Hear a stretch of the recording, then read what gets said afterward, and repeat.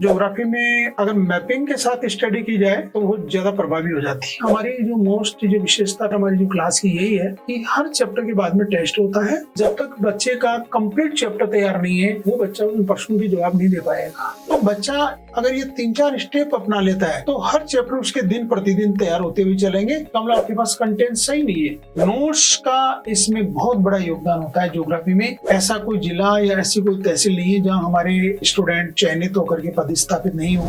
नमस्कार प्यारे साथियों, मैं डॉक्टर SL गोस्वामी। मैं वर्तमान में प्रयास एजुकेशन सेंटर जयपुर में भूगोल व्याख्याता के पद पर जो भर्ती चल रही है उनकी तैयारी के लिए मैं यहाँ एज ए लेक्चरर के पद पर पदस्थापित हूँ। और यहाँ अभी हालांकि मैंने अभी इस इंस्टीट्यूट को ज्वाइन किया है, लेकिन विगत 12 साल से ज्योग्राफी का अध्यापन करा रहा हूँ। काफ़ी बच्चे हमारे UGC नेट असिस्टेंट प्रोफेसर और स्कूल लेक्चर में चयनित हुए हैं। और अभी हाल ही 2022 स्कूल लेक्चर RPSC के द्वारा जो हुई है उसमें सेकंड जो टॉपर है वो दोस्तों हमारा ही छात्र जगदीश गोरसिया ने टॉप किया है।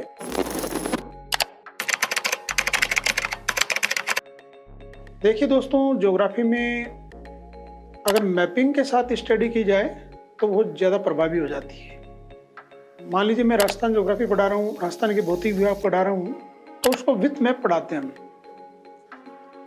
चाहे वर्ल्ड ज्योग्राफी हो चाहे इंडिया ज्योग्राफी हो, मैपिंग के साथ बच्चों की समझ में अच्छी आती है। एक तरह से हमारी जो ज्योग्राफी है थ्रो टू मैप होती है।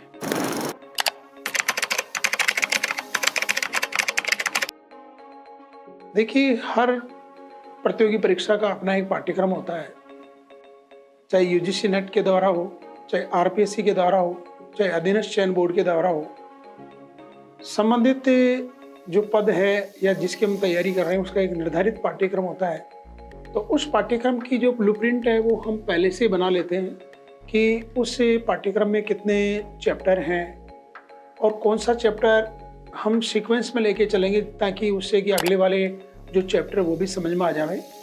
एक सब्जेक्ट के नाते हमारा प्रयास रहता है कि हम सबसे पहले, जैसे कि अगर ज्योग्राफी की अगर बात करें तो हम ज्योमॉर्फोलॉजी वाली यूनिट शुरू करते हैं, क्योंकि अगर ज्योमॉर्फोलॉजी समझ में आएगी तो ही राजस्थान ज्योग्राफी या भारत का भूगोल समझ में आएगा। तो एक तरह से उस सिलेबस को देख करके फिर हम चैप्टर वाइज आगे बढ़ते हैं और उसका पहले से प्लान तय कर लिया जाता है कि कौन सा चैप्टर कितने टाइम होगा। उसके अकॉर्डिंग हम बच्चों को भी अवगत कराते हैं कि हमारा असिस्टेंट प्रोफेसर है या स्कूल लेक्चर है या ग्रेड सेकंड है, इसमें कितना हमें समय लगेगा।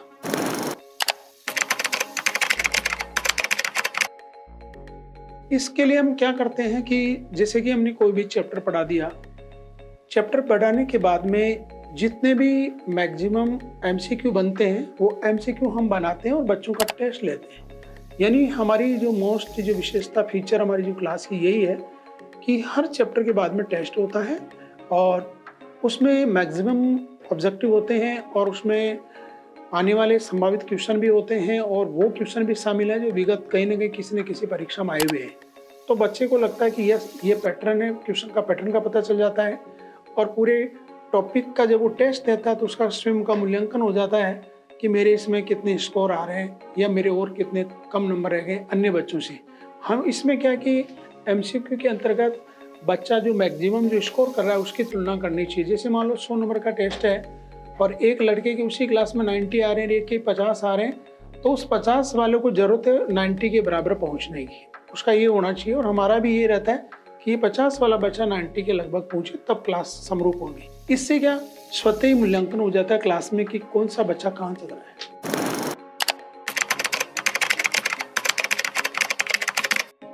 देखिए, इसमें जो पैटर्न जो बदल रहा है, पहले क्वेश्चन बहुत सिंपल आया करते थे, अपनी वो कहीं ऊपर से या सरफेस से आते सीधे क्वेश्चन आया करते थे।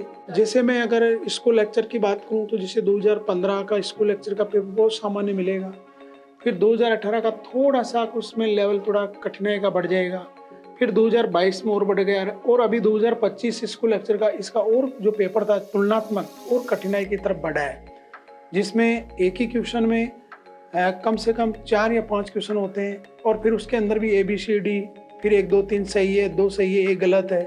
तो उसमें इस तरह से देखा कि जब तक बच्चे का कंप्लीट चैप्टर तैयार नहीं है वो बच्चा उन प्रश्नों के जवाब नहीं दे पाएगा। तो इसमें जो पैटर्न जो बदला है वो ये बदला है कि बच्चे को संबंधित चैप्टर बहुत गहराई के साथ और उसके जितने कॉन्सेप्ट वो क्लियर होना चाहिए और उस चैप्टर से संबंधित जितने भी जो तथ्य हैं उनकी जानकारी उसको होनी चाहिए। यदि मान लो कोई तथ्य भूल गया हो तो भी वो क्वेश्चन गलत करेगा, कॉन्सेप्ट याद नहीं है तो भी उसका गलत होने की संभावना रहेगी। इसलिए एक तो ये बदलता हुआ पैटर्न है। बदलते हुए पैटर्न की आवश्यकता इसलिए पड़ी कि इसमें पद अपेक्षाकृत कम विज्ञापित हो रहे हैं और इधर छात्रों की भीड़ ज़्यादा है, तो भीड़ को कम करने के उद्देश्य से पैटर्न को बदला जा रहा है।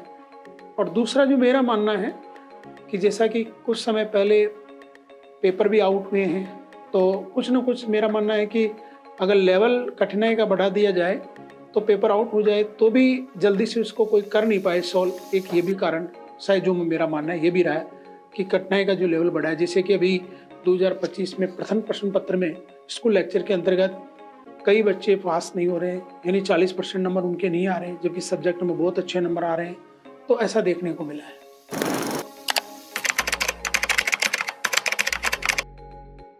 जो बच्चे राजस्थान में या अन्य समीप राज्यों में मेरे से, देखिए हमारी क्लासें ऑफलाइन ऑनलाइन दोनों होती है, जिस लड़के ने मेरे से 2022 में पढ़ा है और फिर 2025 की तैयारी किया, 2018 की तैयारी की है, तो मैंने कंटेंट में हर बार मैं अभिवृद्धि करता हूँ। 2018 का कंटेंट आपके पास अलग रहेगा, फिर जैसे 22 की आई उसमें कंटेंट अलग, यानी परीक्षा से पूर्व जब हम तैयारी करते हैं तो पहले ही उसका कठिनाई का लेवल हम बढ़ा देते हैं।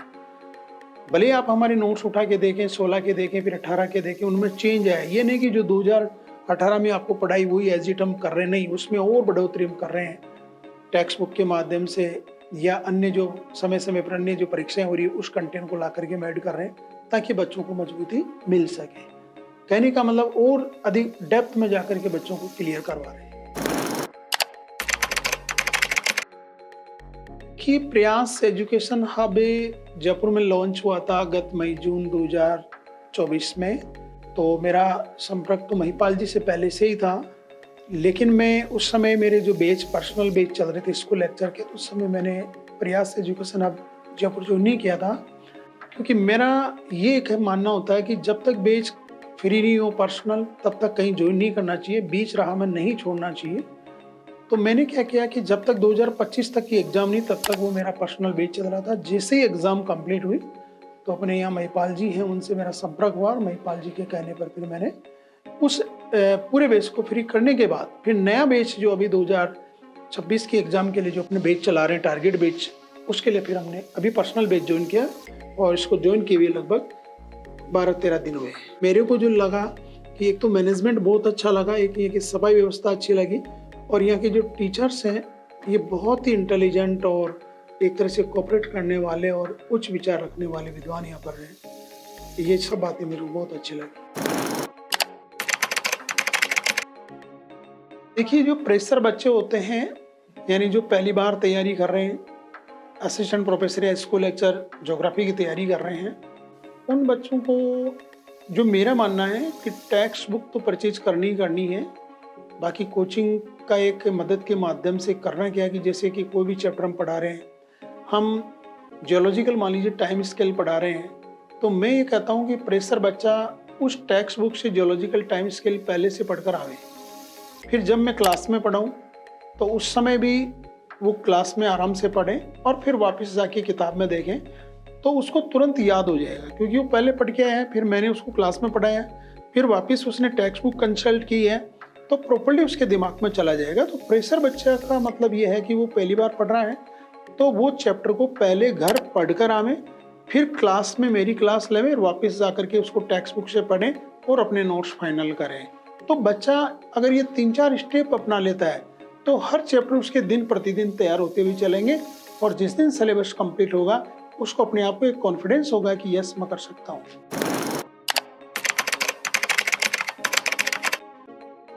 कई जो हमारे स्टूडेंट रहे भी हैं, जैसे 2022 में डबल में पास हो गए, इससे पूर्व 2018 में भी डबल में पास हो गए और फाइनल वो सिलेक्शन नहीं ले पाए, तो ऐसे बच्चों को क्या कि बीच राह में पढ़ाई नहीं छोड़नी चाहिए।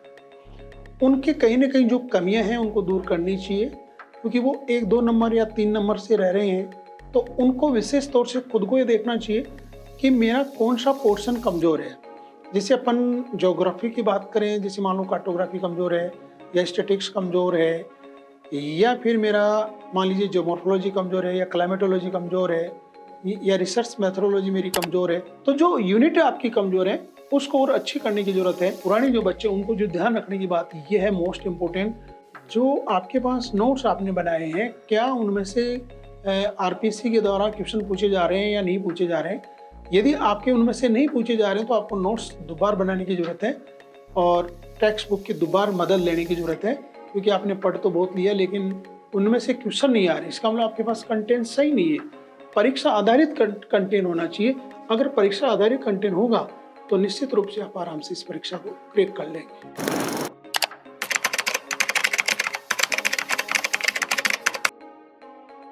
वैसे अभी हमारे राजस्थान के अधिकांश जो लड़के हैं, ये जो अभी जनरेशन चल रही है, ये कमरे से बाहर नहीं निकलना चाहते। ये ऑनलाइन कोर्स को प्राथमिकता देते हैं क्योंकि उनका आने जाने में एक तो समय बच जाता है, अगर मैं पॉजिटिव बात करूं, और एक जो क्लास है घर बैठे आसानी से ले लेते हैं। एक थोड़ी फीस उसकी ऑनलाइन कम होती है, शहर में उनको आने की ज़रूरत नहीं, वो कहीं दूर दराज या गांव या कहीं भी दूसरे कस्बे में भी हैं तो आसानी से वो तैयारी कर लेते हैं। नेक्स्ट, जो जितने गवर्नमेंट में ऑलरेडी जो सिलेक्टेड जो बच्चे मान लो कोई असिस्टेंट प्रोफेसर बनना चाह रहा है और वो अभी 3rd ग्रेड टीचर है या 2nd ग्रेड टीचर है या मान लीजिए ग्राम सेवक पटवारी या अन्य किसी पद पर पदस्थापित है, तो दिन में उसको टाइम नहीं मिलता क्योंकि गवर्नमेंट जॉब में है या प्राइवेट जॉब में हो। शाम को जब टाइम मिलता है तो ऑनलाइन क्लास अटेंड करके अपनी तैयारी कर सकता है। लेकिन इसमें जॉब वालों के लिए तो ठीक है भाई, प्रतिकूल परिस्थिति उनके पास समय नहीं है, लेकिन कुछ बच्चे ऐसे हैं कि जो बिल्कुल जॉब नहीं कर रहे हैं या गवर्नमेंट जॉब या प्राइवेट जॉब में कहीं नहीं है फिर भी वो ऑनलाइन लेके बैठे हैं, उनके लिए मैं कहूँगा कि वो ठीक नहीं है। ऑनलाइन विशेष परिस्थितियों की व्यवस्था है, ये स्थायी व्यवस्था नहीं है। अगर वास्तव में आपको अध्ययन करना और सिलेक्शन लेना है तो मेरा मानना है कि ऑफलाइन बेस जरूर ज्वाइन करें। ऑफलाइन बेस ज्वाइन करने से एक तो टीचर के आप कांटेक्ट में रहेंगे, एक आपको माहौल मिलेगा क्लास में 50 बच्चे या 100 बच्चे, कौन सा बच्चा क्या कर रहा है, एक स्वयं मोटिवेट रहेंगे, सेल्फ मोटिवेट रहेंगे। वहाँ पर जब बच्चों के साथ बैठेंगे, डिस्कशन करेंगे, ग्रुप डिस्कशन चलता रहेगा, आप क्या पढ़ रहे हो क्या नहीं पढ़ रहे हो, तो एक तरह से स्वयं का दिन प्रतिदिन मूल्यांकन होता हुआ चलेगा ऑफलाइन में। जबकि ऑनलाइन में आपको खुद को पता नहीं चलेगा मैं क्या पढ़ रहा हूँ क्या नहीं पढ़ रहा हूँ या मैंने कितना पढ़ लिया है, इसका मूल्यांकन आप कर नहीं पाएंगे। तो यदि ऑनलाइन ऑफलाइन की मैं तुलना करूँ तो एक तरह से ऑफलाइन जो है करना बहुत अच्छा रहता है। प्रयास करें कि ऑफलाइन बैच ही ज्वाइन करें वास्तव में यदि सिलेक्शन लेना हो तो। बाकी ऑनलाइन तो एक प्रतिकूल परिस्थितियों में ही बच्चा ज्वाइन करता है और उसको करना चाहिए, प्रतिकूल परिस्थितियों में उसके पास कोई विकल्प नहीं है उस केस में। तो फाइनली अगर दोनों की अपन बात करें तो सिलेक्शन के लिहाज से वास्तव में अगर सिलेक्शन आपको लेना है तो कहीं भी एक अच्छे टीचर के मार्गदर्शन में या अच्छे इंस्टीट्यूट में आपको ऑफलाइन बेच ज्वाइन करना चाहिए। मैं सभी प्रतियोगी परीक्षाओं के संदर्भ में एग्रीगेट बात कर रहा हूँ। अच्छे कोचिंग का चुनाव का मतलब है कि सबसे पहले तो आप ये देखिए कि तैयारी किसकी कर रहे हो। आप असिस्टेंट प्रोफेसर की कर रहे हैं, आरएस की कर रहे हैं, या स्कूल लेक्चर की कर रहे हैं, या 3rd ग्रेड 2nd ग्रेड की कर रहे हैं, या अधीनस्थ चयन बोर्ड के द्वारा जो विज्ञापित जो पद है उनकी कर रहे हैं। तैयारी किसकी करो, पहले बात तो वो देखें आप। फिर उसके बाद में ये देखें कि ये रीट की तैयारी कर रहे हो तो क्या वहाँ जो रीट को पढ़ाने वाली जो टीम है कौन कौन है, उनके बारे में जाने कि रीजनिंग मैथ्स कौन पढ़ा रहा है या साइंस कौन पढ़ा रहा है, एसएस कौन पढ़ा रहा है। आपको वो देखना है कि टीचर कौन पढ़ा रहा है और क्या वो एक्सपीरियंस रखते हैं, क्या वो अनुभव हैं, क्या वो पूर्व में पढ़ा रहे हैं और उनके द्वारा जो छात्र सिलेक्ट हो रहे हैं, ये जानकारी आपको जरूर लेनी है। ऐसे नहीं कि जो जिनको एक्सपीरियंस नहीं है पढ़ाने का और उनके गाइडेंस में जाके काम कर रहे हो तो दोस्तों फिर असफल होने की पूरी संभावना रहती है। तो यहाँ टीचर एक्सपीरियंस का होना जरूरी है। एक्सपीरियंस होल्डर टीचर के गाइडेंस में आप पढ़ें। जहाँ एक्सपीरियंस होल्डर टीचर किसी संस्थान में अगर है तो निश्चित रूप से दोस्तों उसका फायदा आपको मिलेगा। इसके अलावा आपको कोचिंग में ये देखना है कि वहाँ की मैनेजमेंट क्या है, वहाँ का डिसिप्लिन क्या है, वहाँ की व्यवस्थाएं क्या है, ये सब कुछ बातें आपको वहाँ पर देखनी होगी। परिवार वालों के तो बहुत महत्वपूर्ण योगदान होता है। वैसे अगर मैं कहूँ तो एक जो छात्र होता है उसके जीवन में ट्रायंगल बनता है। एक छात्र की सफलता में ट्रायंगल बनता है। ट्रायंगल का मतलब मेरा ये है कि एक तरफ अभिभावक हैं, एक तरफ छात्र हैं, एक तरफ शिक्षक है। ये 3 लोग मिलकर के ट्रायंगल बनाते हैं और इस ट्रायंगल के माध्यम से ही जो स्टूडेंट है वो प्रोग्रेस करता है। अगर इस ट्रायंगल में कोई भी अगर स्तंभ कमजोर है, मान लीजिए परिवार वाले, अभिभावक वाले सपोर्ट नहीं कर रहे हो, या छात्र खुद पढ़ने के लिए तैयार नहीं हो रहा हो, गलत संगत हो उसकी मान लीजिए, या शिक्षक जो जिसके गाइडेंस में पढ़ रहा है उसको इतना नॉलेज नहीं कि जिसकी वो तैयारी करा रहा कि उसको कंटेंट दे दे, तो इन तीनों का बहुत बड़ा योगदान होता है। एक अभिभावक ही नहीं, एक परिवार ही नहीं, बल्कि ये तीनों मिलकर के उस छात्र की सफलता को सुनिश्चित करते हैं। तो तीनों मजबूत पक्ष होने चाहिए। शिक्षक अपने आप में दक्ष होना चाहिए, सब्जेक्ट में होना चाहिए, परिवार वाले मानसिक और आर्थिक सामाजिक रूप से फुली सपोर्ट करना चाहिए बच्चे को कि ठीक है, जब तक आपका सिलेक्शन नहीं हो तब तक आप पढ़िए, हम आपके साथ हैं। तीसरी तरफ छात्र को अपनी जिम्मेदारी और कर्तव्य का निर्वहन करना चाहिए कि ठीक है, मेरे परिवार वालों ने पैसा दे रहे हैं, फुल मुझे टाइम दे रहे हैं, तो फिर उसको स्टडीज करनी चाहिए, उसमें कोई लापरवाही नहीं होनी चाहिए। ये नहीं कि आप जयपुर जैसे शहर में आ गए और यहाँ मौज मस्ती कर रहे हो, फिर कोई मतलब नहीं है। तो एक तरह से ट्रायंगल के माध्यम से छात्र, अभिभावक और शिक्षक ये तीनों मिलकर के सफलता प्राप्त करते हैं।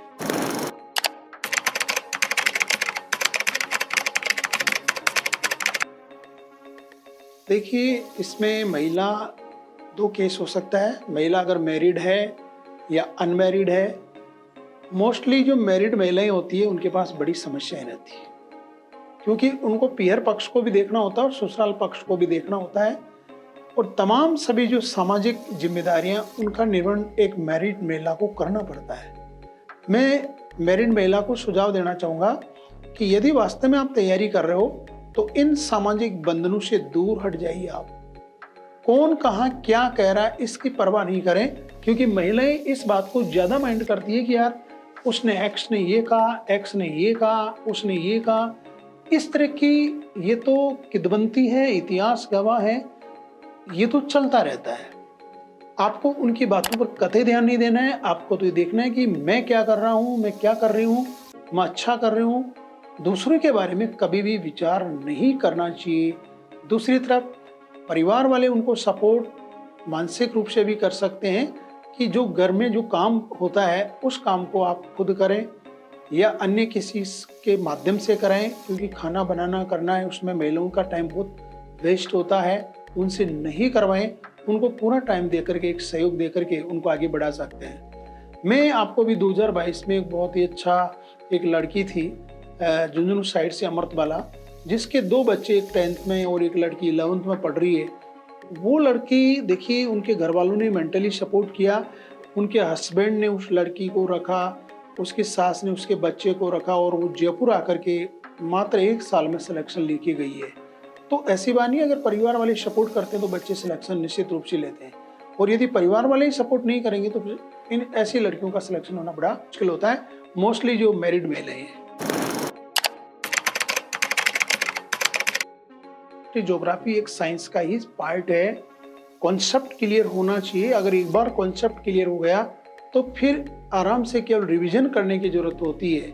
इसलिए उनको समझते हुए जो बातें, जो भी स्टेटमेंट जो भी दिए हैं, उनको समझते हुए हमें आगे बढ़ना है।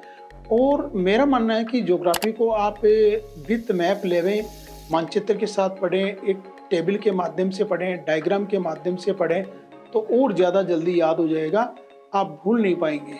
इसके साथ में आपको करना है क्या कि हर चैप्टर मान लो पूरा हो गया तो ये नहीं पढ़कर आप छोड़ दें, 15 या 20 दिन बाद में उसको रिवीजन करें। रिवीजन करने में आपको मात्र 5 मिनट लगेंगे।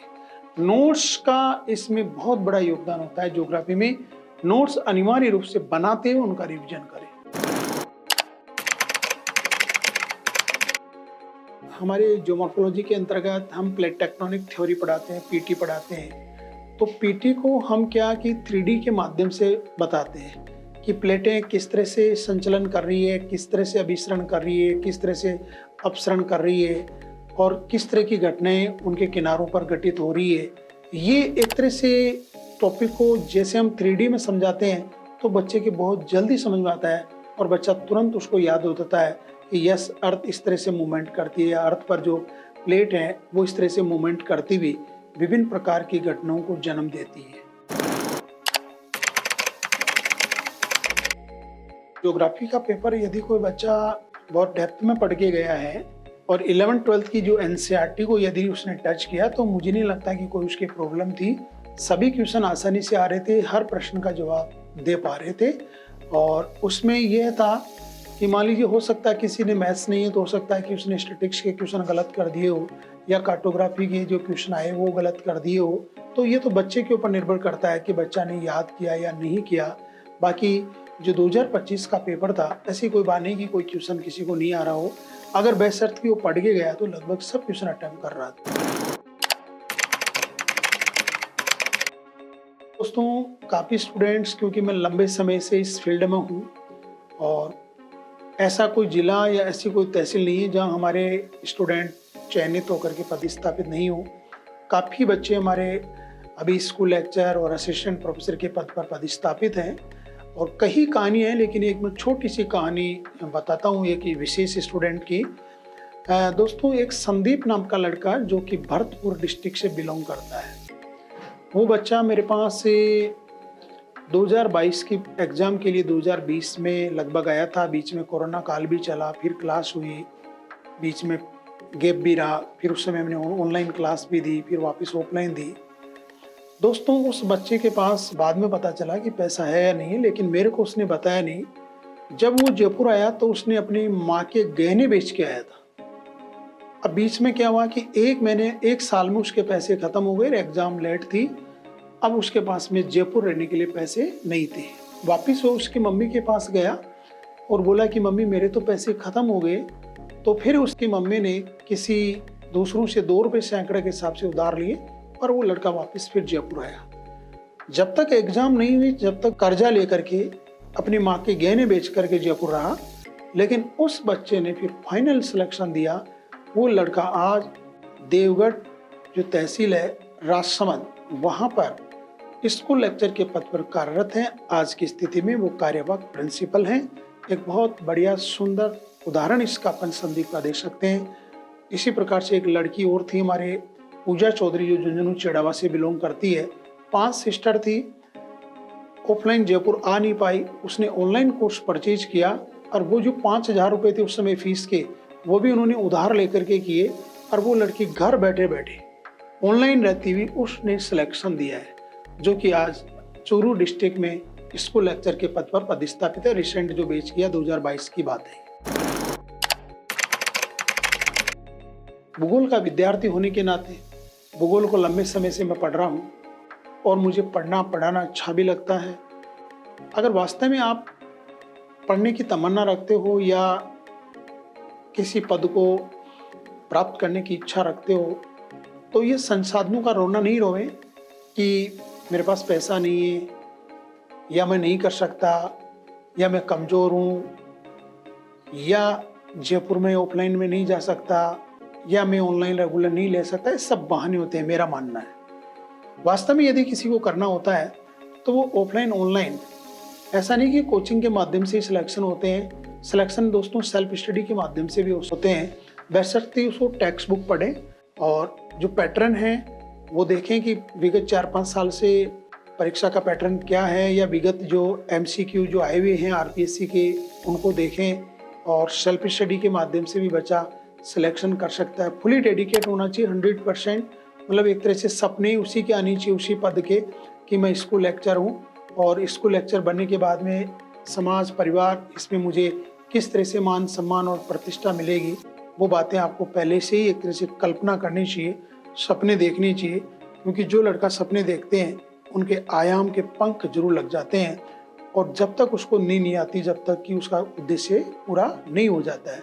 तो आप हताशित नहीं हो और ये सोचें कि मुझे एक पद लेना है राजस्थान में, लेकिन उस एक पद के अनुपात में आपकी स्टडी भी होनी चाहिए कि वास्तव में उस पद के हिसाब से तैयारी कर रहा हूँ या नहीं कर रहा हूँ। ये मूल्यांकन आप ही को करना होता है। यदि वाकई आप उस पद के अनुपात में तैयारी कर रहे हो तो दोस्तों कम पद होते हुए भी आप आसानी से सिलेक्शन ले लेंगे। ये कोई मायने नहीं करता कि 10th 12th और BA और MA में मेरे परसेंटेज क्या रही, क्योंकि यहाँ तो कंपटीशन में जब जागे तभी सवेरा है। दोस्तों, आपने अगर आज सोच लिया कि नहीं मुझे पढ़ना है भले 10th में 3rd डिवीज़न पास हो, और यदि आपने टारगेट कर लिया कि नहीं साहब मुझे 10-12 घंटे डेली पढ़ना है या डेली मुझे ये चैप्टर तैयार करना है, तो निश्चित रूप से इस परीक्षा को आसानी से आप क्रैक कर सकते हो।